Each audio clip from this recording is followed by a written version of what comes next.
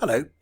In this first video looking at syntax, we're going to focus on one particular type of simple sentence. Now, the simple sentence, generally speaking, if we're looking at it as an overview, is it's a single clause, so a one clause sentence. And we'll talk more about clauses and how sentences can be built up into more than one clause in another video. But that's essentially what we think of when we think of a simple sentence. And the one I'm going to look at today, which we'll talk more about as we go on into the other videos, or what the other types are, but the one I'm going to look at today is this one. It's the classic, if you like, really. It's the one that has a subject, a verb, and an object, sometimes just known as SVO for short, as an initialism. Quite useful to know what this is. Actually, subject-verb-object, simple subject-verb-object sentences are quite rare in more advanced written texts.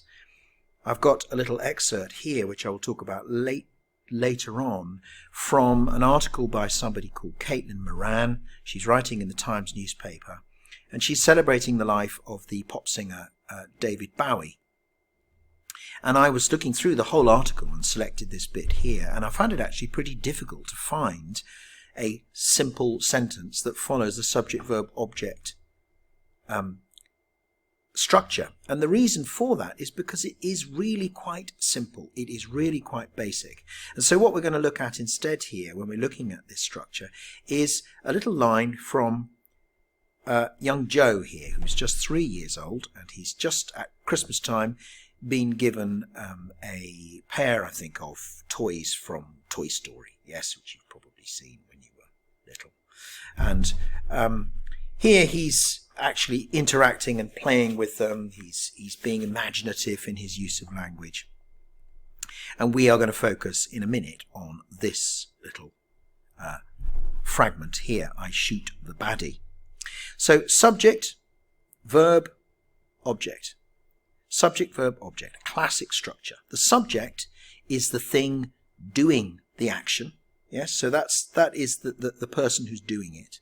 The verb is what we used to call probably the doing word. It is the action that takes place, because it's always going to be an action in this case when you have a subject-verb-object construction. The verb also, by the way, has to be transitive. Transitive. A transitive verb, which I'll talk about in just a second. And then the object is in receipt of the action, is having the thing done to it. Transitive and intransitive. Let's just quickly talk about that. So transitive verbs require an object. Okay, transitive verbs require an object. So he paints. What does he paint? He paints the door. Yes. The frog ate. What did he eat? He ate the fly. By the way, eat can be intransitive, but generally speaking it isn't, and in this instance it certainly isn't. So they are verbs which subject, verb, object, they're verbs which require an object, yes? Whereas an intransitive verb doesn't require an object. So, for example, laugh, or cry, or sit. You don't generally laugh something. You just laugh. You can laugh happily, you can laugh, you can laugh hysterically, but you don't laugh something. You're not transferring an action from the subject to an object. Okay, so that's what transitive means. Quite useful to know that, particularly when it comes to looking at child language acquisition.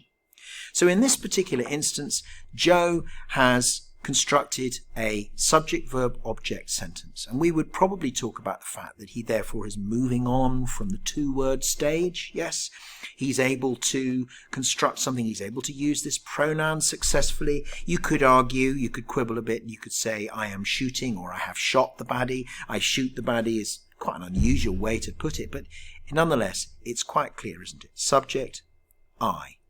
Verb, shoot. The baddie, object. Subject, verb, object.